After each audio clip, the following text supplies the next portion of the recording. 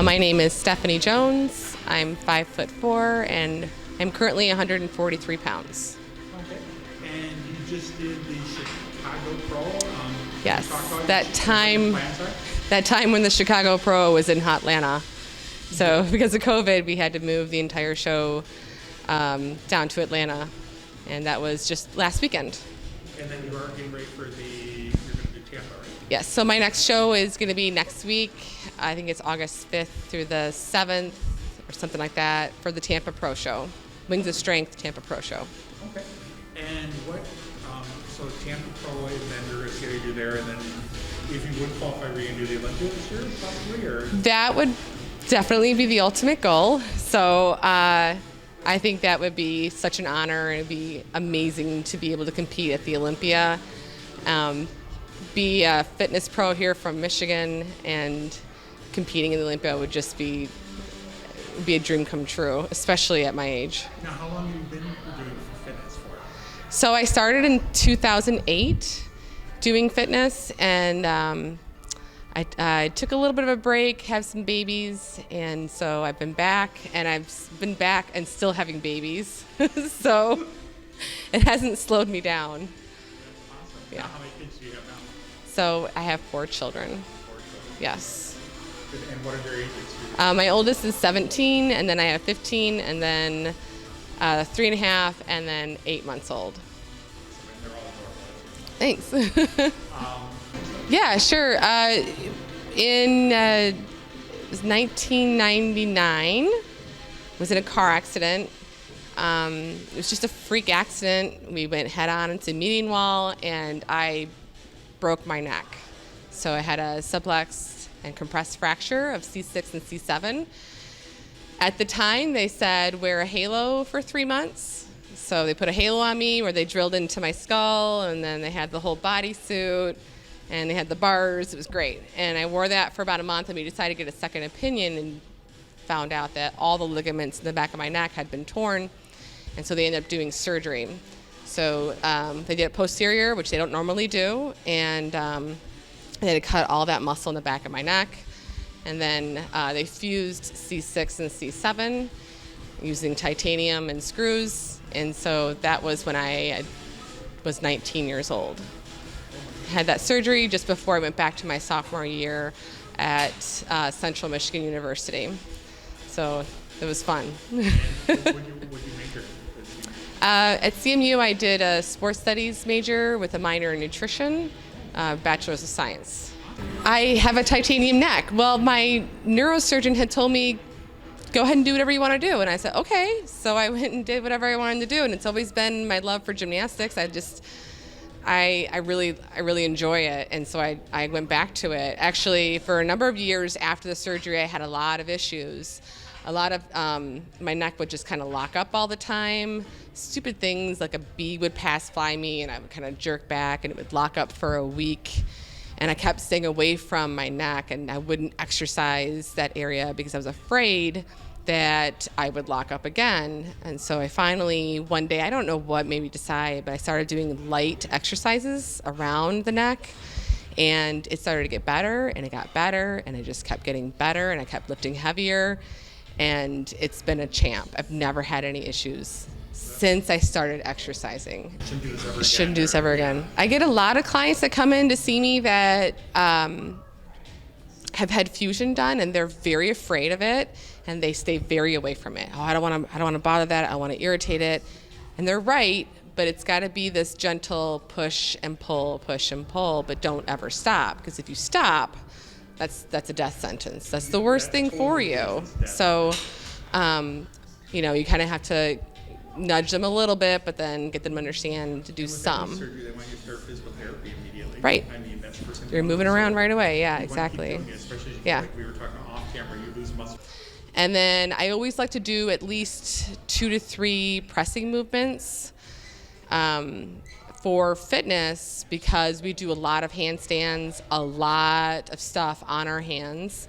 So it's super important that my shoulders are extremely strong. So the more pressing movements we can do, the better. And even up to 4 pressing movements is just fine. So we started with a progressive overload. Basically, each set I was increasing weight, possibly decreasing reps. At this point in the game, though, I would prefer not to decrease reps. I'm not going to go super, super heavy because I'm only a week out from the show anyway, and it's pretty easy to get injured when you're this dieted down. And so I still stayed slightly above moderately heavy. So you want to keep the same reps. I think I did about 4 or 5 sets of dumbbell shoulder press, and then we went over to the next pressing movement was we did a neutral grip machine shoulder press, and I superset that with a side delt raise. I like to do a lot of supersets, keeps me moving, it keeps the keeps the heart rate up, and it keeps a higher calorie burn as well. It also primes the muscle for when I do want to lift that movement heavier. So we started with the front delt or neutral grip shoulder press into the side lateral raise. Then we went on to our third pressing movement was, again, in the shoulder press machine with hands slightly behind, so you get more of that rear delt activation instead of the front delt activation, and we superset that with some reverse flies. We came over and we did some more front raises with the cable. At this point, I'm getting kind of tired, so I kind of want to just more rep it out and get more of a pump in that front delt, get a nice round shoulder cap going. I used to do a lot of CrossFit, and I really liked how round my shoulders were when I did CrossFit, so I wanted to implement more of the upright rows to kind of help cap that out. And then, so we did more of a pump with that. Finished the workout with some lateral raises. I wouldn't consider it a drop set, but it was a drop set, but we went heavier. So typical drop set, you'd start heavy and then you go down in weight, right? Yeah. But this one we did our moderate weight, and then we dropped down to a heavy weight, but I wanted to stay activated so that I'm only getting into that side head instead of recruiting the trap. Yeah, so I just had the baby. I was breastfeeding for a while, and then I decided that after 4 months I was done. It's my 4th child. I can't do this anymore. So she was fine. We actually had a surplus of breast milk, so she actually breastfed longer than what I physically was doing. And we started our diet back in March. It was. So here we are, almost August. The biggest thing was becoming consistent again. So before approaching this diet, I was pregnant, and then I was breastfeeding. So that Stephanie really just wanted to eat whatever she wanted to eat. And I pretty much just did what I wanted to do. Yes, you can have some. Well, So, no, and that's like when you are breastfeeding, I mean, the amount of calories you're taking in Yeah. and stuff, and that you have to, right? Yeah. Your factory. And yeah. So typically when you're pregnant, you only need like an extra 300 calories a day to support a pregnancy. But after a baby, you need an extra 500 calories a day to support breast milk. So that's what we were doing, and I did that however I wanted. I probably definitely did more than 500 calories extra a day, and I ate whatever I wanted to eat. So when we started the diet, it needed to be consistently timing it out, these specific meals at this specific time, especially surrounding the workouts. And Jody made sure that I had more of an equal macronutrients for each meal. And then get that get my habits going with that, and then get yourself back in the gym more habitually. Before I was going like anywhere between 2 to 4 days a week, and now we're trying to get back in the days, between 4 and 5 days a week was what I started doing for workouts and diet. Huh? So, we always start off a little mild, but she wanted me doing fasted cardio in the mornings. So I started, right away I started running with my 2 huskies. That was awful. Yeah, it's awful when you first start off and you realize how heavy you are, how difficult it is on the joints, how much time has passed since your last prep, and you've aged, and so it doesn't feel the same, and you're like, wow, that you really feel that impact. So for me, I naturally was like, we got to get past this because I don't want to be here because this doesn't feel good. So that's what I did. I listened to my coach. I did everything she told me to do, and started with about 3 days a week of fasted cardio, no more than, I think it was 20 minutes, and then we progressively added onto it. And especially as we start doing our routine work, that's going to be added cardio on top of prescribed typical cardio. So we opened 7 years ago, and it was called Game Changer Fitness back then. And we just had this little space, and I did personal training with all of my current clients. And I also did tumbling instruction with all of my current clients. And so it just kind of progressively grew from there. And it got to the point where we kept bumping out into other spaces, and so now tumbling has taken its own life, and the gym section has really grown, and we've just been diligent about constantly seeking out new equipment that we could bring into the gym that would be good for the gym, and something that would kind of change things up for us, so it wasn't just your typical gym equipment. Like we have a piece over here that's literally just a glute machine that I've never seen any gym have it before. So that's what we like. We want to set ourselves apart with some of the equipment that we're accumulating, but we want to keep accumulating, and we want to keep building this up to be that kind of gym. So we recently separated Downtown Gym of Rochester from Game Changer Tumbling, and they have their own two different style of businesses. So. And you teach all you do everything from little kids, I've seen toddlers like coming in. Well, the youngest clients I have for a private tumbling lesson is 3 years old. Okay, so okay, yeah. I was surprised by how many parents want to hire me to train their 3-year-old daughter, but I would prefer that they can read. So. And you have all the way up to like teenagers and stuff. Yeah. Right? Yeah, I have some adults too. Yeah.